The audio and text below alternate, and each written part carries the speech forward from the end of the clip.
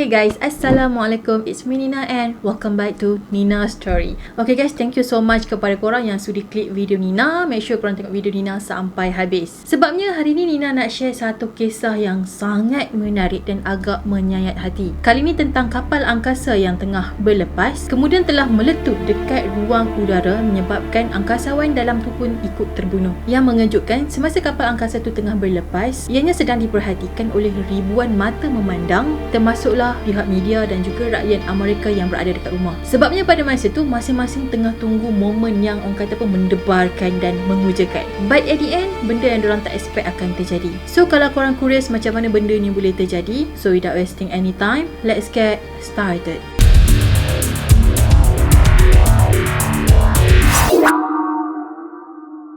Kejadian ini terjadi pada pukul 11.38 pagi, iaitu pada 28 Januari 1986 di Amerika. Jadi sebuah kapal angkasa yang diberi nama sebagai Challenger telah berlepas dari Florida dan menuju ke angkasa lepas. Dalam ramai-ramai angkasawan yang terlibat dalam perjalanan tadi, ada salah seorang orang awam yang ikut serta dalam perjalanan tu. Salah seorang orang awam tadi tu adalah Krista, merupakan seorang guru pengajian sosial yang berusia 37 tahun, telah terpilih untuk menaiki kapal angkasa tadi. Jadi dikatakan dia ni telah join satu pertandingan iaitu pada tahun 1984. Lepas tu dia menang dan dia telah menjadi salah satu kru kapal bagi kapal angkasa Challenger. Sebelum dia nak ke luar angkasa kan, so dia kenalah menjalani beberapa latihan selama berbulan-bulan. Dan kalau misi tu berjaya, dia akan menjadi guru pertama yang berjaya ke angkasa lepas. Tapi siapa sangka kan, pengalaman yang dirasa akan menjadi sebuah pengalaman yang tak ternilai, yang tak berharga bagi dia, akhirnya bertukar menjadi sebuah kejadian ngeri. Asalnya kapal angkasa tadi tu dijadualkan untuk berlepas pada 23 Januari. Tapi diorang terpaksa postpone pelepasan tadi disebabkan ada masalah teknikal dan disebabkan cuaca juga. Malam sebelum kapal tu dilancarkan, Florida ni mengalami gelombang cuaca sejuk yang agak teruk. Kemudian pada 28 Januari 1986, barulah kapal angkasa tu berjaya berlepas setelah macam-macam problem yang timbul. Jadi matlamat utama misi kali ni adalah untuk melancarkan satellite tracking dan juga data relay yang kedua. So pada hari yang ditetapkan, kapal angkasa tadi tu pun telah berlepas ke udara dan menuju ke luar angkasa. Tapi pada ketinggian altitud 14,000 meter, iaitu selepas 73 saat dia berlepas, tiba-tiba kapal angkasa tu meletup guys, dan menyebabkan 7 angkasawan dalam tu terbunuh. Jadi angkasawan tadi adalah Allison, Gregory, Judy, Michael, Scooby, Ron dan juga Krista. Pada masa tu memang ramai orang awam yang ada dekat situ tengah menyaksikan pelancaran kapal angkasa tu tau. Orang awam tadi termasuklah kru NASA sendiri dan juga family serta kawan-kawan geng-geng angkasawan tadi. Pada awal pelepasan tu macam biasalah, orang awam ni akan melambai-lambai tangan diorang dekat kapal angkasa yang tengah berlepas. Tapi tiba-tiba macam boom, semua orang dah macam speechless dan terpaku apa yang jadi tadi. Diorang macam apa benda yang jadi tu? Kenapa macam tiba-tiba kapal tu meletup kan? Semua macam terdiam tahu pada masa tu. Masing-masing tengah tengok ke udara dengan perasaan yang berdebar-debar dan terkejut dengan apa yang baru diorang tengok tadi. Tak lama lepas tu barulah diorang ni tersedar sebenarnya kapal angkasa tadi tu telah meletup dan telah hancur dekat udara. Serpihan-serpihan kapal tadi tu dikatakan jatuh ke lautan Atlantik selama lebih daripada 1 jam. Serpihan tu memang banyak sebab dia macam berterabur kat merata-rata tempat. Momen tu bukan orang yang ada dekat situ je yang tengok tahu, tapi seluruh rakyat Amerika yang tengah tengok TV pun diorang nampak juga. Yelah, sebab tu kan detik yang penting. So adalah pihak media ni yang buat live untuk merakam momen-momen yang menakjubkan tu. Ada satu kisah yang mana salah seorang jurutera mekanikal NASA yang nampak momen tu dekat TV, dia kena heart attack tahu sebab dia terkejut dengan apa yang terjadi. Dikatakan masa kapal angkasa tu meletup, para angkasawan tadi tu masih lagi hidup. Sebabnya yang meletup tu adalah bahagian bawah kapal angkasa. Kemudian bahagian yang meletup tu telah terpisah dengan bahagian yang atas. Jadi kat bahagian atas ni ada angkasawan tadi yang berada dekat bahagian kokpit. Siasatan telah menunjukkan semasa kejadian tu terjadi, angkasawan tadi tu masih lagi sedar dan diorang tengah berdepan dengan takdir yang diorang sendiri tak dapat bayangkan.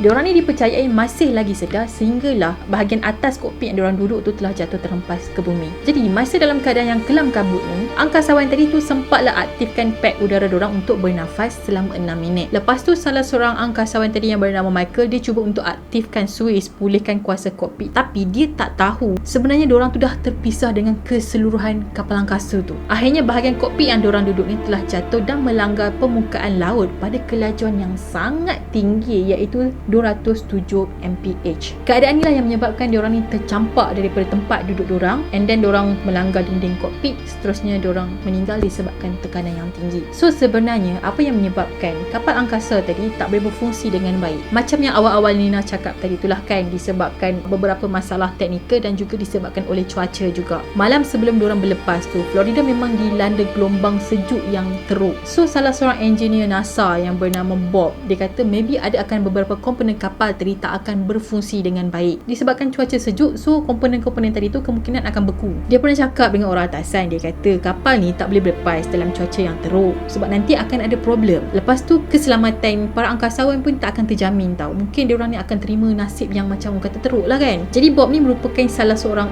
4 engineer yang bekerja dengan kontraktor NASA. So dia memang berhak lah bersuara tentang apa yang akan terjadi, apa impact dia, apa kesan dia. Dia memang dah warning dah diorang ni awal-awal tau. Dia kata kapal tu akan meletup kalau diorang cuba untuk teruskan misi tu juga dalam cuaca yang teruk pada masa tu. Malam sebelum diorang berlepas tu, amaran memang dah dikeluarkan kepada NASA untuk batalkan je misi tadi. Tapi diorang ni tak nak dengar sebab diorang kata misi ni dah lama sangat postpone. Jadi esok tu memang kena lancarkan juga. So pada hari diorang nak berlepas tu, engineer dengan pakar-pakar yang bertugas pun buatlah check up. Okay, maksudnya last check up lah sebelum kapal tu dilancarkan ke angkasa. Keadaan kapal pada masa tu okey je, cuma bahagian bawah tu je lah diselaputi oleh ais. So diorang pun cairkanlah ais tu dulu, menyebabkan pelancaran tadi tu telah tertunda selama 2 jam. Bila dah settle cairkan ais apa semua, barulah kapal angkasa tadi telah dilepaskan ataupun berlepas pada pukul 11.38 pagi. And then lepas kapal tu dah berkecai dekat udara, misi mencari dan menyelamat pun dibuat dalam tempoh 24 jam. Itu pun selepas dipercayai semua serpihan kad angkasa tu memang dah jatuh semua dah ke bumi, barulah diorang buat pencarian tadi. Mayat angkasawan pula telah dijumpai di dalam serpihan kapal angkasa. Walaupun dah banyak serpihan penting kapal yang telah diambil semula oleh pihak NASA, tapi sebenarnya masih lagi ada bahagian kapal yang tenggelam di dasar Laut Atlantik. Bob tadi dia memang tak dapat memaafkan diri dia dan dia hidup dalam keadaan yang bersalah sampailah dia meninggal pada usia 89 tahun. Dikatakan lepas insiden tu, Bob ni selalulah mimpi ngeri. Hidup dia dalam keadaan tekanan, and then boleh dikatakan setiap hari dia akan menangis bila dia teringat pasal kejadian tu. Korang bayangkan dia hidup dalam keadaan macam tu selama 30 tahun tau. Sedangkan tu bukan salah dia. Dia dah buat yang terbaik, dia dah cuba yang terbaik beritahu dekat pihak NASA yang kapal tu tak boleh berlepas dalam keadaan cuaca yang buruk, tapi NASA tak nak dengar, dia orang teruskan juga dengan misi tu. Dan ya, tu memang bukan salah Bob lagi dah. Tapi mungkin disebabkan dia tahu apa yang terjadi dekat kapal tu, memang kapal tu tak boleh berlepas, mungkin disebabkan itulah dia rasa bersalah seumur hidup dia. Tapi tu bukan salah dia tu, kesiannya. Jadi pada masa tu Amerika ni di bawah pemerintahan Ronald Reagan dan dia telah minta kes ni disiasat dengan teliti. Macam mana benda ni boleh terjadi? Jadi hasil siasatan telah menunjukkan getah O-ring yang menyambung ke tangki minyak membeku semasa pelancaran. Punca letupan tu pula adalah disebabkan kebocoran pada tangki minyak tadi. So bila dah berlaku kebocoran dekat tangki minyak, dah tentulah bagi tekanan kepada komponen-komponen kapal yang lain dan tak dapat berfungsi dengan baik. Kemudian kapal tu terus meletup sekelip mata tanpa sempat menghantar tanda amaran ataupun lampu amaran lah kepada di bahagian ruang kokpit tu. Jadi maksudnya sebelum lampu amaran tu menyala, kapal dah meletup dah. Kejadian kapal angkasa meletup ni merupakan sebuah kejadian yang paling terburuk dalam sejarah NASA. Selepas 10 tahun daripada kejadian tu, diorang terjumpa 2 serpihan kapal angkasa tadi di pantai Florida selepas dihanyutkan oleh ombak. So serpihan tadi tu sebenarnya adalah bahagian sayap kiri kapal. Even kejadian tu dah terjadi 38 tahun yang lepas, tapi sebenarnya benda tu memang tak akan dapat dilupakan oleh orang Amerika yang memang tengok kejadian tadi. Ni rasa tak boleh bayang kalau kita tengah tunggu momen yang macam orang kata, wow, inilah masa dia. Pada masa tu pula kita tengok live benda tu kan dekat tempat tu sendiri untuk nampak apa kapal tu berlepas. Tapi baru je berlepas 73 saat, nampak lagi dekat mata tu, pum, meletup. Tak boleh terbayang family diorang yang tengah tengok, anak aku ada dalam tu, suami aku ada dalam tu, ayah aku ada dalam tu. Ya, tu disebabkan kesilapan tu memang nampak sangat memang jatuh dekat NASA sebab diorang ignore. Even engineer dah pesan benda ni tak boleh dilepaskan, tak boleh dilancarkan sebab ada masalah teknikal, lagipun cuaca pun tak okey. Tapi NASA ni macam ignorant kan. Diorang macam kita dah lewat dah, kita dah postpone benda ni dah berhari-hari, so kita kena continue juga. Padahal benda tu akan memberi kesan yang memang besar gila. Tapi misi lagi penting kan daripada nyawa angkasawan yang pergi tu. Okay guys, itu sajalah perkongsian Nina untuk hari ni. Nina harap korang suka. Yang belum lagi subscribe channel Nina, korang boleh subscribe di bawah dan turn on notification. Jangan lupa juga untuk follow Nina di Instagram. Selain tu korang boleh juga komen dekat bawah dan bagi cadangan korang nak Nina cerita tentang apa. Just komen dekat bawah. InsyaAllah cukup info, cukup maklumat, Nina akan kongsikan dengan korang balik. Dan itu sajalah. Kita akan jumpa lagi in next video. Bye bye. Assalamualaikum.